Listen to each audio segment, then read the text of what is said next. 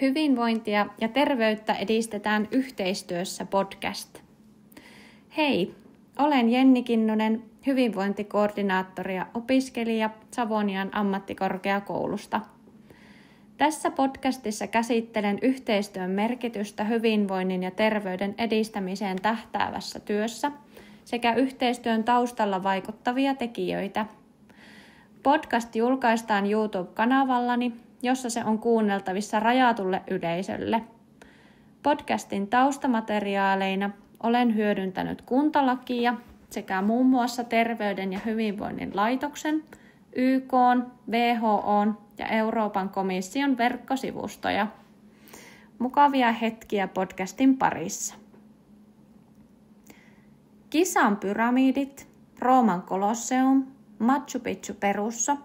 Mitä yhteistä on näillä historiallisilla nähtävyyksillä ja hyvinvoinnin ja terveyden edistämisellä? Vastaus on, että kaikkien näiden rakentamiseen on tarvittu ja tarvitaan edelleen runsaasti yhteistyötä. Hyvinvoinnin ja terveyden edistäminen tapahtuu monella tasolla, jossa vastuu jakautuu niin yksilön, yhteisön, yhteiskunnan kuin globaalinkin yhteistyön hartioille. Hyvinvoivista yksilöistä muodostuu lopulta hyvinvoiva yhteiskunta, ja hyvinvoivan maailman rakentamiseksi tarvitaan yhä enemmän hyvinvoivia yhteiskuntia ja yhteistyötä siinä samalla. Yhteistyön lähtökohtana on sopimukset ja lait. Hyvinvoinnin ja terveyden edistäminen on Suomessa ja maailmallakin lakien ja asetusten kautta turvattua toimintaa. Suomessa muun muassa kuntalaki velvoittaa kuntia edistämään asukkaidensa hyvinvointia laaja-alaisesti ja poikkihallinnollisesti kaikilla kunnan eri sektoreilla. Lisäksi laissa linjataan, että yhteistyötä on tehtävä paikallisten ja alueellisten toimijoiden kanssa. Esimerkkejä tästä yhteistyöverkostosta kunnissa ovat kunnan alueella toimivat järjestöt, yritykset ja kuntalaiset itse eri vaikutuskanavien kautta. Hyvinvointialueetkin ovat sittemmin liittyneet tähän yhteistyökumppaneiden verkostoon ja saaneet yhä suuremman roolin kuntayhteistyön kannattelijoina. Suomen rajojen sisäpuolelle painottuvan terveyden edistämistyön lisäksi Suomi noudattaa myös kansainvälisiä hyvinvoinnin ja terveyden edistämiseen tähtääviä sopimuksia.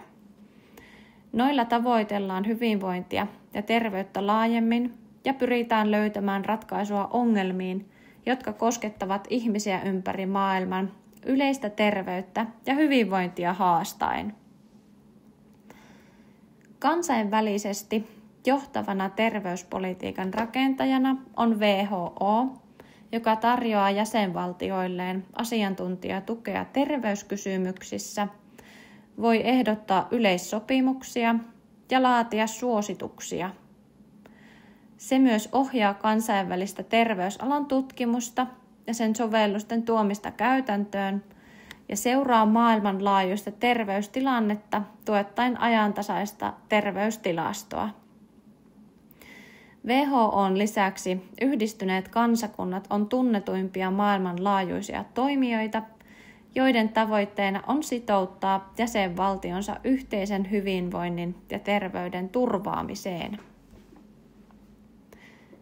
Erilaiset lait ja määräykset toimivat siis suunnannäyttäjänä yhteisen päämäärän, eli terveyden ja hyvinvoivien ihmisten ja ympäristöjen tavoittelun taustalla. Kuten organisaatiossakin, tarvitaan yhdessä sovittuja sääntöjä toiminnan tueksi ja yhteisen päämäärän saavuttamiseksi. Sopii tämä sama ajatusmalli isommassakin mitassa. Myös erilaisia toimijoita ja yhteistyökeskittymiä tarvitaan kokoamaan ajantasainen ja tutkittu tieto, jonka pohjalta lakeja ja ohjeita voidaan säätää ja luoda. No, miksi yhteistyötä tarvitaan? Alussa mainittuja historiallisia nähtävyyksiä ei rakennettu yksin, kuten ei hyvinvoinnin ja terveyden edistäminenkään tapahdu yksin.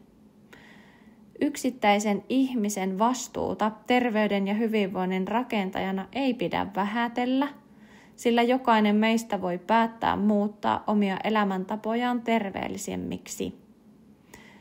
Tällä päätöksellä voi tukea omaa hyvinvointia ja vähentää riskiä sairastua pitkäaikaissairauksiin, jotka kuormittavat myös yhteiskuntaa lisääntyneiden terveydenhuollon palveluiden tarpeen ja heikentyneen työkyvyn kautta. Hyvinvoiva ihminen on myös tuottava ihminen. Terve ja hyvinvoiva ihminen pystyy ja jaksaa myös todennäköisemmin huolehtia jälkeläisistään, mikä siirtää hyvinvointia seuraavillekin sukupolville. Hyvä terveys enteilee parempaa sosioekonomista asemaa ja mahdollistaa edelleen paremman osallisuuden yhteisön sisällä. Isompien ihmismassojen terveyden edistämiseen tarvitaan lisäksi jo poliittista päätöksentekoa niin paikallisesti kuin globaalimminkin, eikä yksittäisen ihmisen vastuulle voida täysin sysätä esimerkiksi ympäristön saasteiden vähentämistä tai terveyspalveluiden tasavertaista saavutettavuutta. Yhteiskunnan rakenteiden tulee turvata asukkailleen sellaiset lähtökohdat, joissa oman terveyden ja hyvinvoinnin edistäminen on yksilölle mahdollista. Muun muassa ympäristön turvallisuus vaikuttaa alueen asukkaiden psyykkiseen terveyteen ja fyysisenkin terveyteen, joten ympäristöjen hyvinvoinnin ja terveyden edistäminen on samalla väestön terveyden ja hyvinvoinnin edistämistä. Myöskään tartuntataudit eivät noudata mitään kansakunnan rajoja, ja ihmisten liikkuvuuden lisääntyminen on mahdollistanut niiden leviämisen entistä laajemmalle alueelle. Koronapandemia on tästä varsin tuore ja esimerkillinen tilanne, jossa koko maapallon kattava kriisi yhdisti ihmisiä ja kansoja ja yhdistää kokemuksen puolesta yhä tänäänkin. Myös useat vaikeat sairaudet koskettavat ihmisiä kaikkialla maailmassa, ja näiden hyvään hoitoon tarvitaan yhteistä tutkimusta ja ohjeistusta yli kansakuntien. Esimerkiksi Euroopan unionilla on alaisuudessaan monia eri yhteistyötahoja, joiden kanssa yhdessä se pyrkii tuottamaan jäsenvaltioilleen parasta tutkittua tietoa potilaiden hoidon tueksi.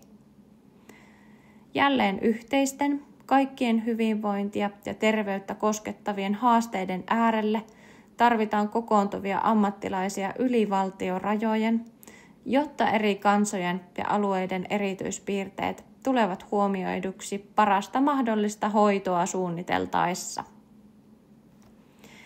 No, kysymykseen, miksi yhteistyötä tarvitaan, voidaan vastata kattavasti näin. Yhteistyöllä saavutetaan paremmin sellaisia suuria ja monimutkaisia päämääriä, jotka vaativat laajaa ja monipuolista tietoa ja taitoa. Esimerkiksi suomalaisten nuorten hyvinvointi on uhattuna nopeasti muuttuvan yhteiskunnan ja kulttuurin asettamien vaatimusten kasvaessa, eikä tällaista ongelmaa voida ratkaista pelkästään suuntaamalla mielenterveyspalveluita erityisesti nuorisolle, mikäli tavoitteena on ennaltaehkäistä kohtuuttomien vaatimusten syntyminen. Moni terveyteen ja hyvinvointiin liittyvä uhkatekijä on juuriltaan monimutkainen ja se vaatii ratketakseen ihmisiä, päättäjiä ja tutkijoita eri tieteen aloilta, politiikan saroilta ja maailman kolkistakin yhteisen voiman maksimaaliseksi saavuttamiseksi. Ja lopulta tällaisella yhteistyöllä voidaan mahdollisesti saavuttaa sellainen maailma, jossa yksilöllä on mahdollista elää terveellisessä ja turvallisessa ympäristössä ja tehdä helpommin niitä valintoja, jotka auttavat tukemaan omaa hyvinvointia ja terveyttä.